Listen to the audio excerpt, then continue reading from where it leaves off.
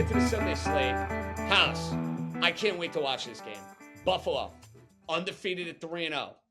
Buffalo, who everybody saw smoke the Jacksonville Jaguars, getting 2.5 points against the Ravens, who got their first win of the year. They were great for 3 quarters. They almost yucked it up in the fourth quarter of the game. I have a thing, and maybe this is going to come back to blow up in my face, but when a team looks real dominant in a primetime spot, the way Buffalo did, I almost look at it where I say, yeah, I got to go the other way here. And I know Baltimore has defensive concerns, and I also am well aware of the fact that Baltimore cannot close out a game, which is frightening going up against Josh Allen, and I know how scary that might be, but I know for certain Baltimore is going to be a part of my card one way or another. I think they're going to play a big game. I think Buffalo's a little overvalued here. This is a really bad spot for them.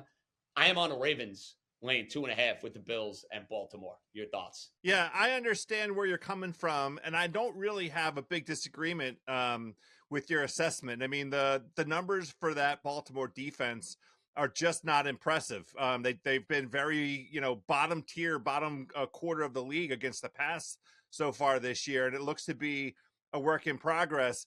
I personally am preferring to play this as Buffalo plus 8.5 on a teaser leg, because I do think that this is going to be a 1-score game. And so I just prefer to go in that direction with the way that I'm going to bet it. I just want to sit back. Lamar has excellent numbers in the spot that the team is in here. He's 14-7 against the spread in primetime games, 76% against the spread as a favorite or 3 or less, and 6-1 primetime games against the spread lately, past 7 games. That's 85%.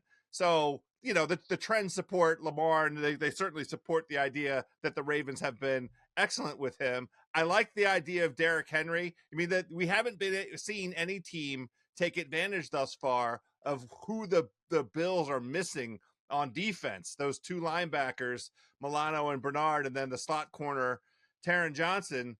I think Baltimore might be able to exploit that. That's the kind of offense that has enough weaponry to be able to scheme up some situational advantages. So I like your lean in the Baltimore direction, but I personally am going to play this with Buffalo up over 8.5, up to 8.5 points on a teaser leg. Yeah, this one's tough for me just because I've been, all off season, we've been trying to sell this Baltimore Ravens team. And, we did that through the first couple of weeks. We bought them last week against the Cowboys team that we were looking to sell. And now they come back, and you look at the look-ahead line on this game. It was Baltimore Ravens minus 1.5. You're up to 2.5 at this point in time. I believe that Buffalo is the better team. I cannot back this Ravens defense at all. You saw how they couldn't close that game against the Cowboys. I think that said a lot about them. And as square as it sounds, I think if you're getting the Buffalo Bills at plus money, I think you have a good wager. Like, if you're just taking them, I think I would take them on the money line. I haven't decided what I'm going to do with this yet, but if I had to touch anything this game, I would probably take Buffalo to win this game outright, just because I think Josh Allen is just on a different level. I think that defense for the Ravens is problematic. I still don't trust the Baltimore Ravens offensive line. And so it's just, I think Buffalo's the better team. Fascinating. See, I agree with you. I do think Buffalo's better. I just think the spot is awful for Buffalo this week, Raheem. That to me is like the overarching theme. And like I said, there's a little bit of a JJ system play. Team, dominant, unbelievable in a Monday night spot. Short week now against, yes, maybe a flawed Raven team, but a still very talented Raven team. Buffalo will have a better season. I just don't think they're going to win. But you know what, though? One thing I will say to your point is they beat what is probably a bad Dolphins team and is definitely a bad Jaguars team. So we actually don't know what this team is. Like, this will probably be the best team that they've played thus far. So this is a big step up in competition. So I don't think you're necessarily on the wrong side. I just, from a numbers perspective, I think if this is a 50-50 game and you're getting plus money with, probably the better quarterback, I have to take it. Fair enough. Okay, let's get to Chiefs Chargers. Does this line currently, Raheem, at 7.5, in your opinion, indicate Herbert is going to play or Herbert is not going to play? Can you read into that at all based upon the number FanDuel's putting out there, or not necessarily? Oh, he's definitely not playing. He's not playing at all. I think you look at the look ahead line on this game before the season started, it was Chiefs -3. Yeah, that's telling. 7.5. Your buddy Heineke house. You watched him play a lot. He got beat up in the fourth quarter against the Steelers. You do not see him and it's fascinating. It's Harbaugh going against Reed now for the first time. We're going to see a lot of these matchups over the next few years. Harbaugh has always had this knack, whether it was going up against Pete Carroll or some of the other great coaches he's gone up against. Ultimately ended up being the case with Ohio State, where he starts having his way. You can't see the Chargers keeping this game within a number?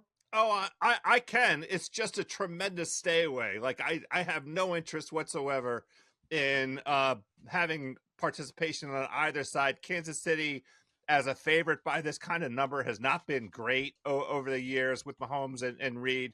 Much better when it's closer to 3, much better when they're underdogs. The total's 39.5. That's probably the direction that I would head, because what a gross total. My goodness. There are so many gross totals this week. The so Chiefs, many. It's not like we've seen a super dynamic version of this Chiefs offense yet. And for sure, if Taylor Heineke's in charge of this Chargers offense, I might be playing their team total under. It's probably like 17 or something crazy like that. Anyway, this game is a pure stay away from me. Have you guys seen the Chargers injury report? Well, I know Derwin James suspended. I know they're missing a couple of guys on the offensive line, Slater specifically. Not great, Raheem. Not great. Yeah, I mean, Joe Alt, you look, Trey Pippins, I mean, Jasir Taylor, Joey Bosa, Derwin James, Justin Herbert. I mean, there's so many people on this injury report that it just makes it tough to back the Chargers in this spot. And I think the Chargers have a bye next week. So it puts them in a position to where, all right, let's just rest Justin Herbert, get healthy, come back after the bye. So the way I'm approaching this is, and I'm not really a big teaser guy at this point in time. And if you've been playing, these big teasers, you've been getting smoked, Raheem. You've been getting absolutely smoked. Thankfully, I haven't been. My goodness, not good for the tease. I think you do a money line parlay. I think you go Kansas City Chiefs, Dallas Cowboys. That pays -132. I like that. I would full-fledged endorse that. I can't see Kansas City losing this game. Okay, another one I want to get to, involving a little bit of a weird line, which I think maybe is quarterback telling. House, the Vikings.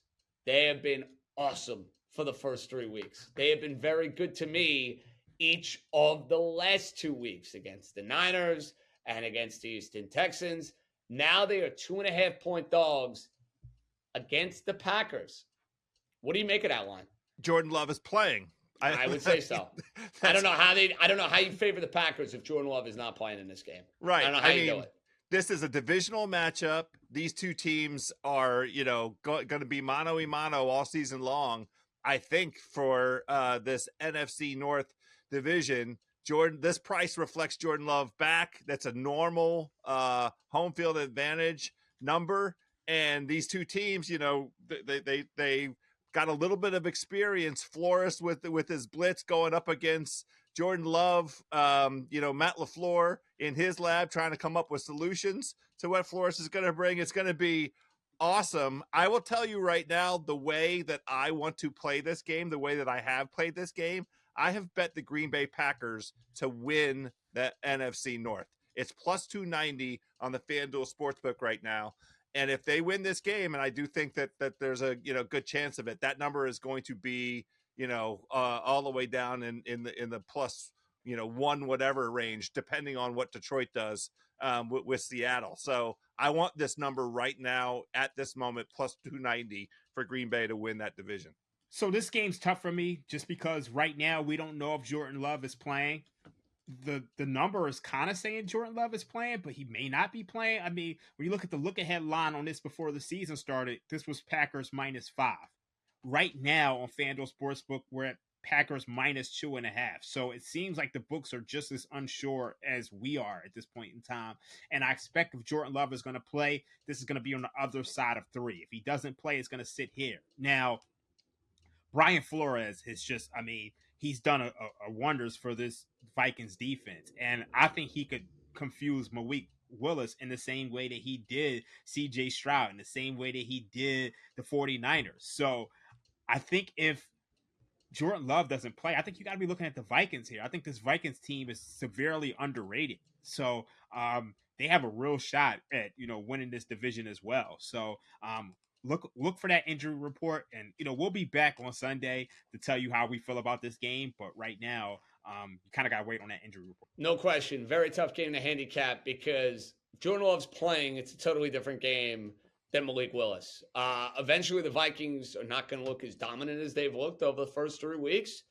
That being said, if Malik Willis is the quarterback, I think it's continuing probably for another week. So that's one that will probably be a part of the Ringer Sunday pregame that will have a much better read and lean on come Sunday at around 11 a.m. Eastern, FanDuel TV, YouTube TV, all that good stuff. I'll add on that game.